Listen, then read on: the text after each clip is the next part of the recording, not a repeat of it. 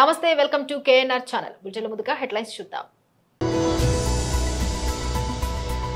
వైజాగ్ జిల్లా అధ్యక్షుడు మరియు మాజీ మంత్రి Shri Gudivada Amarnath press meet.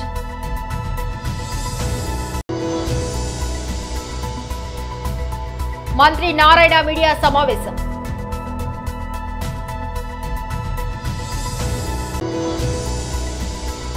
Doctor Nageswara Reddy సన్మాన కార్యక్రమంలో ముఖ్యమంత్రి రేవంత్ రెడ్డి.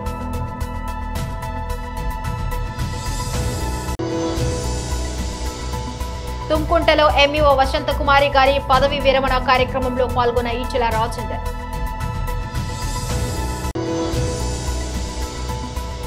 అందుకే జనరేటర్లో పంచదార పోస మంచు విష్ణు.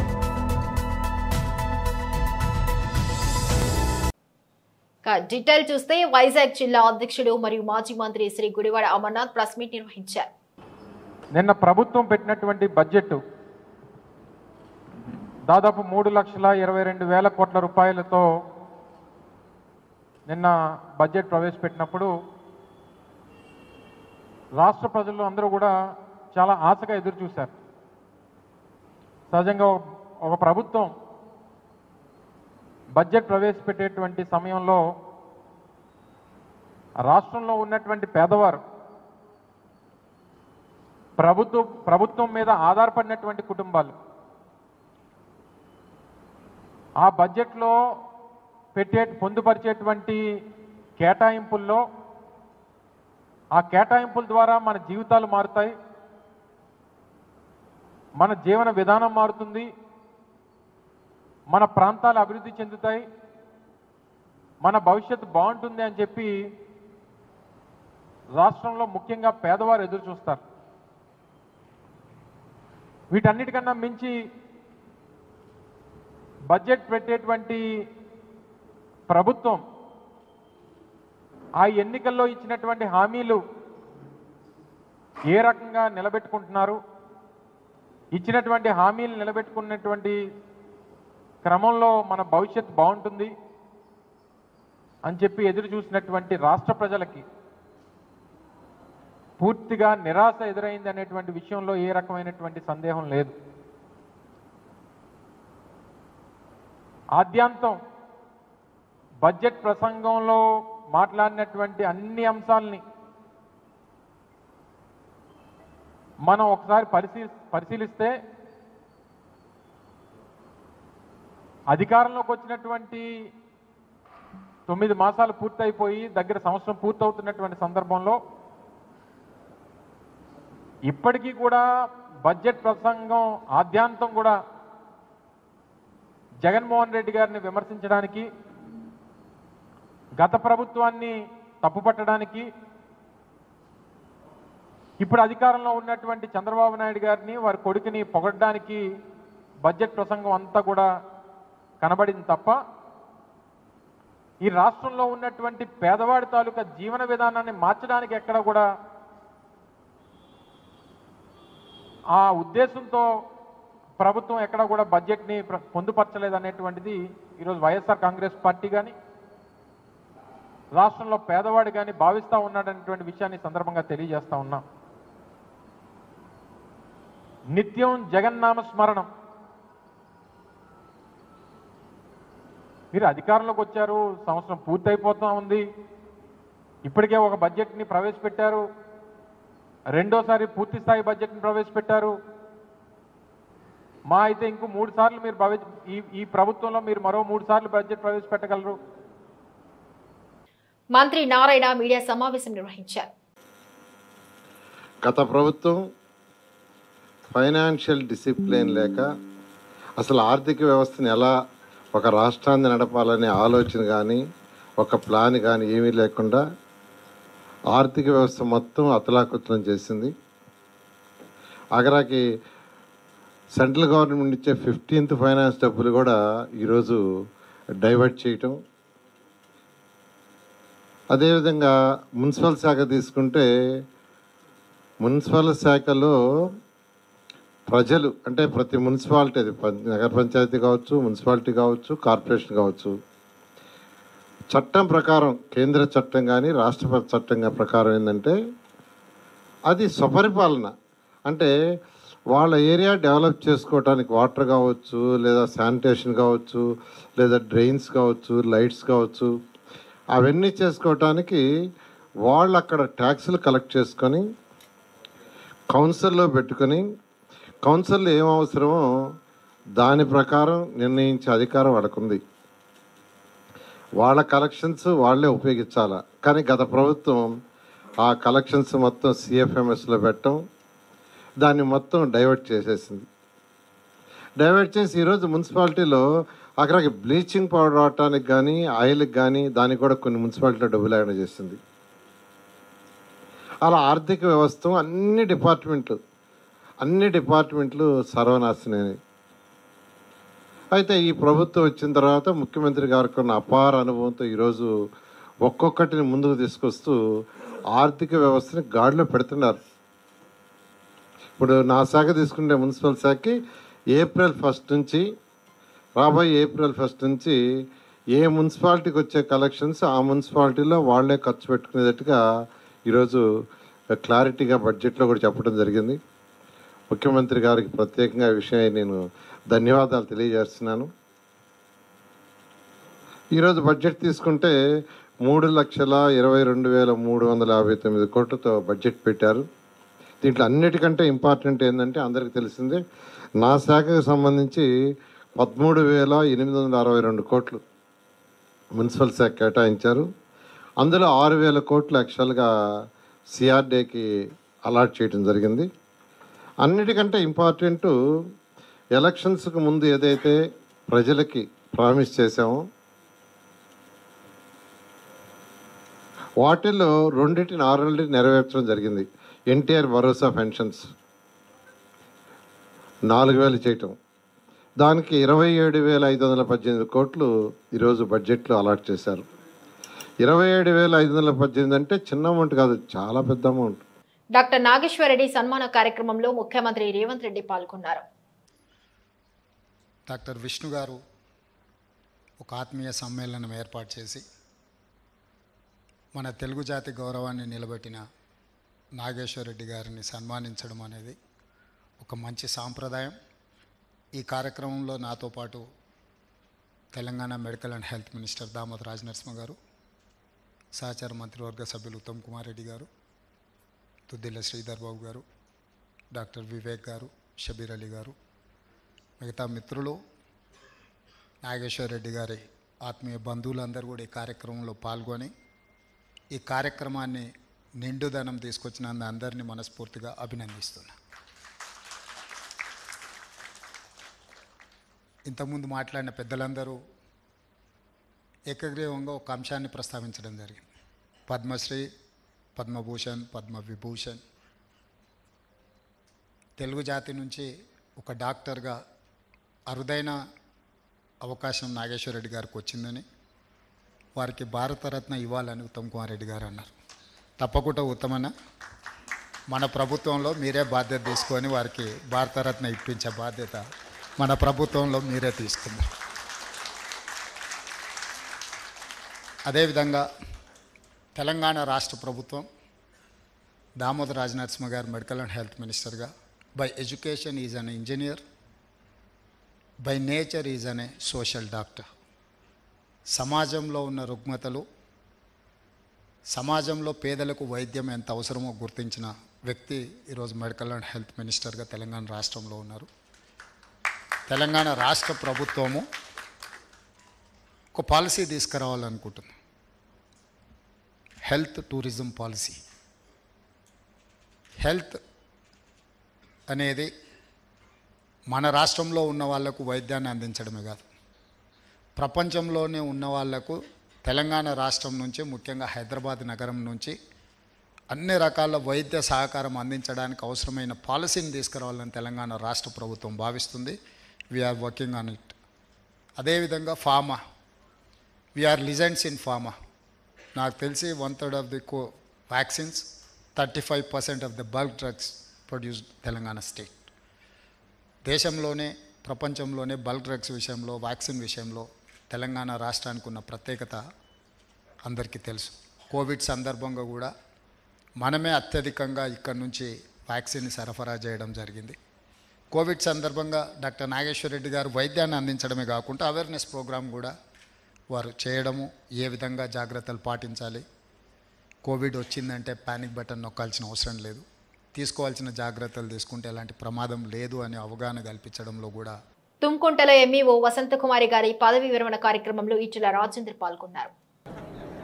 టీచర్గా మాత్రమే ఇంత బలగం ఉంటుంది, కాకి బలగం లెక్క ఉంటుంది.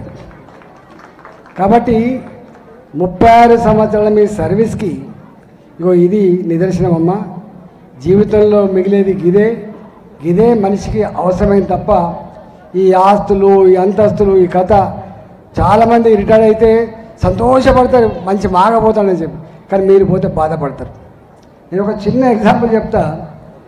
వేణివెంక మండలంలో దేశాయపల్లి అనే ఒక ఊరుండే. ఆ హెడ్ మాస్టర్ రిటైర్ అవుతున్నాడు.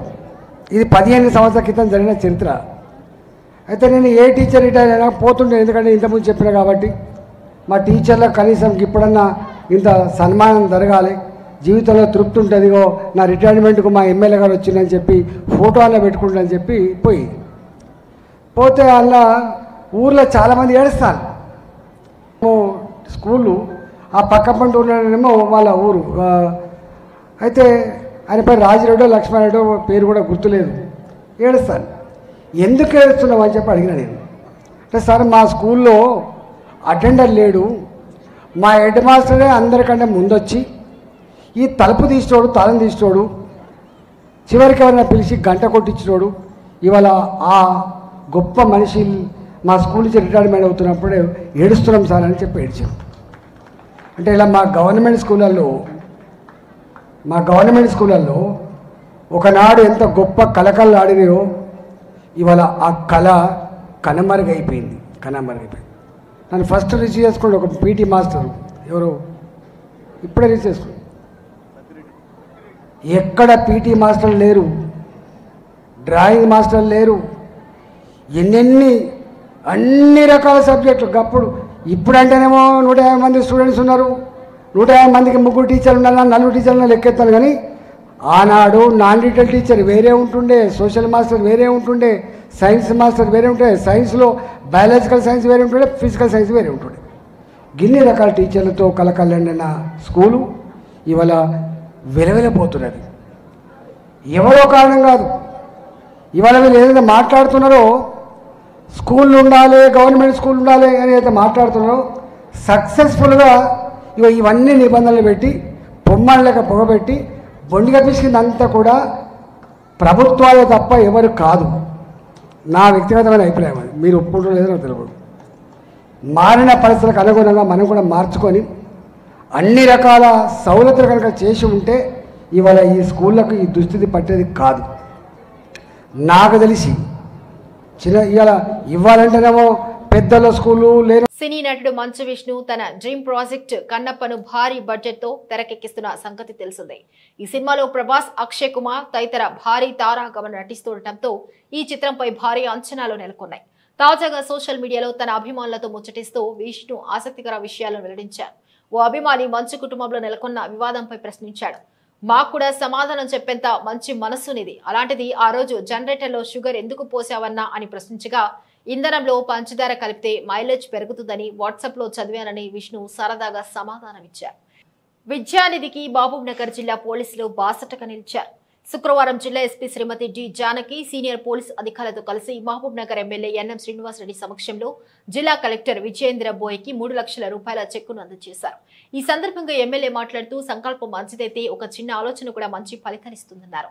ఈ సంవత్సరం జనవరిలో మహబూబ్ నగర్ విద్యానిధి ఏర్పాటు చేసుకోవడం జరిగిందని, మంచి ప్రయత్నం చేస్తున్నారని, తెలంగాణ రాష్ట్ర వ్యాప్తంగా ఇప్పుడు ప్రశంసలు వస్తున్నాయన్నారు. అంతేకాదు ప్రజలు, ఉద్యోగాలు, ఉపాధ్యాయులు, వ్యాపారవేత్తలు తమ వంతుగా విద్యానిధికి అండగా నిలుస్తూ విరాళాలు అందజేస్తున్నారని, వారందరికీ ధన్యవాదాలు తెలియజేస్తున్నారని చెప్పారు. రానున్న 4 సంవత్సరాల్లో 10 కోట్ల రూపాయల విద్యానిధి కోసం నిధులను సేకరించాలని లక్ష్యం పెట్టుకున్నట్లు ఆయన చెప్పారు. ఈ విద్యానిధికి వచ్చే ప్రతి పైసా ప్రభుత్వ పాఠశాలలో చదివే విద్యార్థుల కోసం ఖర్చు చేస్తామని ఆయన స్పష్టం చేశారు. ప్రభుత్వ పాఠశాలలో ఆల్ రౌండ్ డెవలప్మెంట్ చేస్తామని ఆయన స్పష్టం చేశారు. మొత్తం విద్యా వ్యవస్థను సరైన దిశలో పెట్టడం కోసం మనవంతు కర్తవ్యంగా మహబూబ్ నగర్ పట్టణం మరియు నియోజకవర్గంలో విద్యానిధి ద్వారా కార్యక్రమాలు ఏర్పాటు చేసుకుంటామని చెప్పి ప్రకటన జరిగింది. ఆ ప్రకటించిన తర్వాత ఎంతోమంది ముందుకు వచ్చి మంచి ప్రయత్నం మీరు చేస్తూ ఉన్నారు, మీకు అండగా ఉంటామని చెప్పి చాలామంది ఆ విద్యానిధికి తమ వంతు సహాయ సహకారాలు అందిస్తూ ఉన్నారు. టీచర్లు అందిస్తూ ఉన్నారు, ప్రభుత్వ ఉద్యోగులు అందిస్తూ ఉన్నారు, పారిశ్రామికవేత్తలు అందిస్తూ ఉన్నారు. ఇట్లా అనేక రకాలుగా ఆ విద్యానిధిని బలోపేతం చేసే ప్రయత్నం చేస్తూ ఉన్నారు. ఈరోజు ముఖ్యంగా ఎంతో సంతోషకరమైన విషయం, మన జిల్లా ఎస్పీ గారు కూడా వాళ్ళ సబార్డినేట్స్ అందరితోటి కలిసి, అంటే డిఎస్పీ గారు, ఇక్కడ ఉన్న సిఐ గారు, ఎస్ఐ గారు అందరితోటి కలిసి కూర్చొని ఒక 3 లక్షల రూపాయలు ఆ జిల్లా పోలీస్ తరఫున ఎస్పీ గారి ఆధ్వర్యంలో ఈరోజు కలెక్టర్ గారికి మా డీడీ అందజేయడం జరిగింది. ఇది ఒక చాలా శుభ పరిణామం. అంటే మనం చేస్తున్న ఈ ప్రయత్నానికి జిల్లా యంత్రాంగం మొత్తం కూడా కదిలి వచ్చి దీని వెనక మేము ఉన్నాము అని చెప్పి ఒక భరోసా ఇస్తాం. నేను ఈ సందర్భంగా మహబూబ్నగర్ పట్టణంలో ఉన్న వర్తకులకు కావచ్చు, పెద్ద మనుషులకు కావచ్చు, విద్యా ప్రేమికులకు కావచ్చు, సామాజిక కార్యకర్తలకు కావచ్చు, లేదా మిగతా ప్రభుత్వ ఉద్యోగులకు కావచ్చు, వాళ్ళందరికీ కూడా నేను ఒకటే విన్నపం చేస్తూ ఉన్నాను. మీరందరూ కూడా విద్యానిధిని బలోపేతం చేయండి. ఆ విద్యానిధికి మీరు కూడా మీకు తోచినంతగా ఆ విద్యానిధికి సహాయం చేయండి. ఇది కలెక్టర్ గారి ఆధ్వర్యంలో ఉన్న నిధి. ప్రతి ఒక్క పైసా కూడా మన పిల్లల భవిష్యత్తు కోసం ఉపయోగపడుతుంది.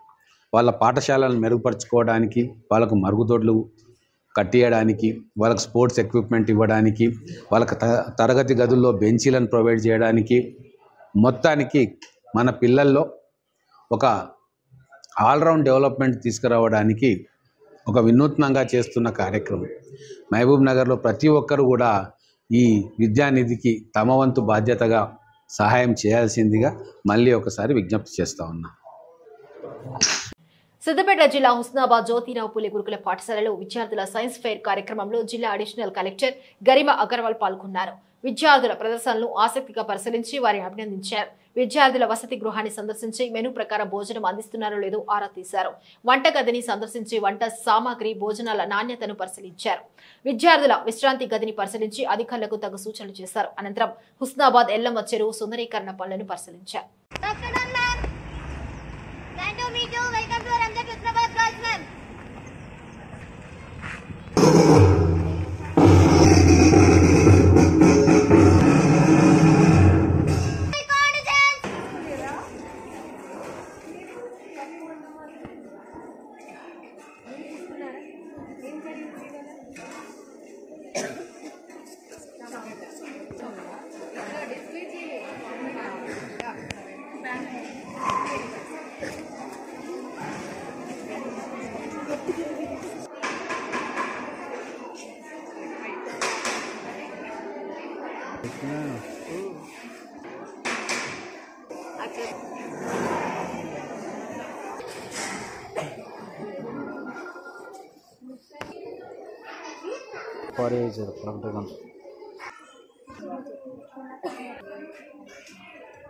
And it is reducing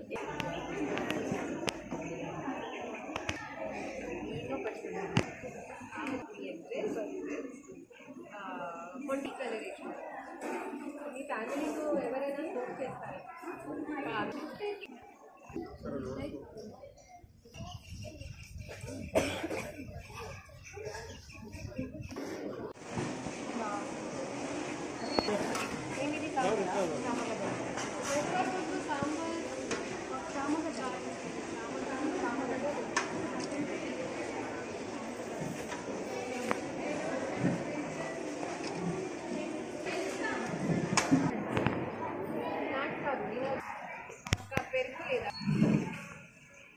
rice quality బాగుందా? టీచర్స్ ఎంతమంది ఉన్నారు కదా, మీరు చాలా మంది కర్రీలు తీసుకోవట్లేదు, ఓన్లీ పప్పు అన్నం మాత్రమే తింటున్నారు. వాళ్ళు కూడా తినండి.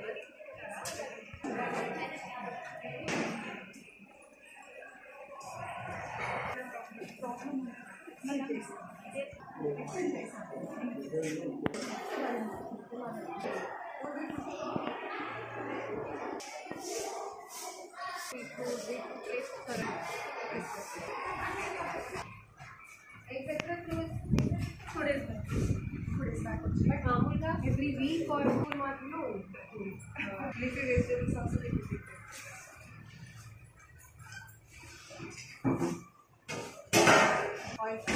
ఆయిల్ ప్యాకెట్స్ అక్కడ ఇక్కడ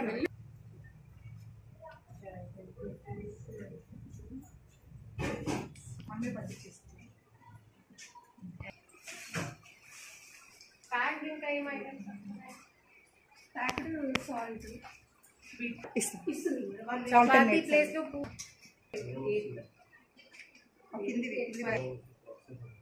ఇది లాస్ట్ మంత్ వచ్చింది, అవి ఇవ్వలేదు. ఇవే ఆశీర్వాదం ఓకే. వాయిస్ ఎక్కువ కదా మన ఇంట్లో మనం ఇట్లా గ్రీన్ గ్రీన్ గ్రీన్ అనేసి అది బాగుంటుంది. చిన్నగా ఉందని చెప్పిన మ్యాట్రిక్స్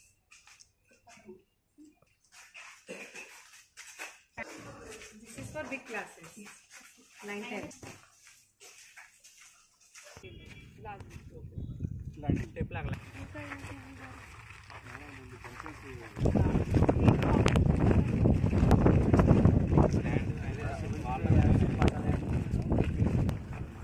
అంతర్జాతీయ మహిళా దినోత్సవం విజయవంతం చేయాలి. గోడ పత్రిక ఆవిష్కరణ.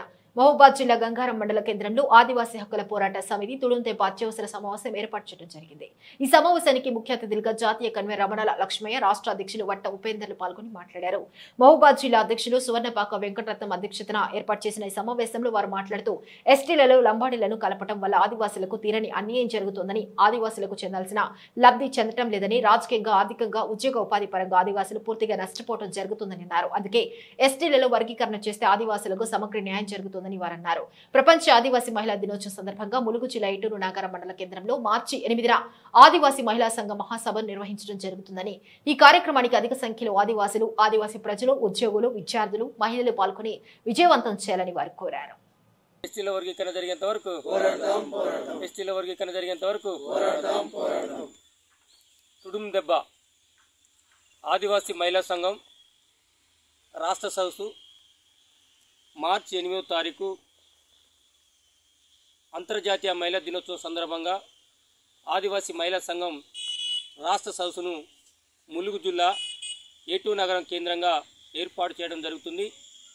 రాష్ట్ర వ్యాప్తంగా ఆదివాసీ మహిళలంతా అధిక సంఖ్యలో కదిలి రావాలని ఆదివాసీ హక్కుల పోరాట సమితి తుడుందెబ్బ పిలుపునిస్తుంది. ఎస్టీలలో ఉపాధి, రాజకీయ రంగాల్లో ఆదిమ తెగలకు సామాజిక న్యాయం జరగాలంటే ఎస్టీలో వర్గీకరణ అవసరం. కాబట్టి ఎస్టీలో వర్గీకరణ జరిగేంత వరకు పోరాటం చేయవలసిందిగా ఆదివాసీ హక్కుల పోరాట సమితి తుడుందెబ్బ పిలుపునిస్తూ ఆదివాసీ మహిళా సంఘం, ఆదివాసీ విద్యా సంఘం, ఆదివాసీ హక్కుల పోరాట సమితి తుడుందెబ్బ, ఆదివాసీ ఉద్యోగులు కూడా అధిక సంఖ్యలో పాల్గొనాలని కోరుతున్నాం. అదేవిధంగా షెడ్యూల్ తెగల్లో వర్గీకరణకు తెలంగాణ రాష్ట్ర ప్రభుత్వం, తెలంగాణ ముఖ్యమంత్రి రేవంత్ రెడ్డి గారు వెంటనే కమిషన్ ఏర్పాటు చేయాలని చెప్పేసి తుడుందెబ్బ డిమాండ్ చేస్తుంది. ఎస్టీలో వర్గీకరణ కోసం కమిషన్ ఏర్పాటు చేసి ఏబిసిడి వర్గీకరణ చేయాలి. విద్య పరంగా, ఉద్యోగ పరంగా, సామాజికంగా, రాజకీయంగా ఆదివాసీలకి న్యాయం జరగాలంటే ఎస్టీలో వర్గీకరణ జరగవలసిందే. కాబట్టి ఎస్సీలతో పాటు ఎస్టీలో కూడా వర్గీకరణ జరగడం కోసం అసెంబ్లీ తీర్మానం చేయాలని చెప్పేసి రాష్ట్ర ప్రభుత్వాన్ని డిమాండ్ చేస్తున్నాం. జై ఆదివాసీ, ఆదివాసీ ఐక్యత, ఆదివాసీ ఐక్యత. బులెటిన్ ముగించే ముందు హెడ్లైన్స్ మరొకసారి. వైజాగ్ జిల్లా అధ్యక్షుడు మరియు మాజీ మంత్రి Shri Gudivada Amarnath press meet.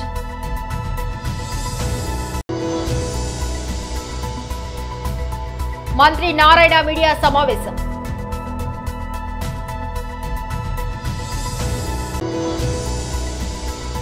Doctor Nageswara Reddy సన్మాన కార్యక్రమంలో ముఖ్యమంత్రి రేవంత్ రెడ్డి.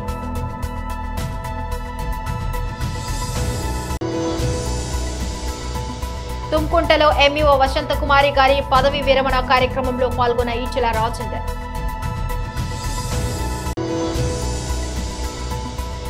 అందుకే జనరేటర్లో పంచదార పోస మంచు విష్ణు. ఇవి బులెటిన్ అప్డేట్స్. మరొక బులెటిన్లో మళ్ళీ కలుసుకుందాం. అంతవరకు సెలవు. నమస్కారం.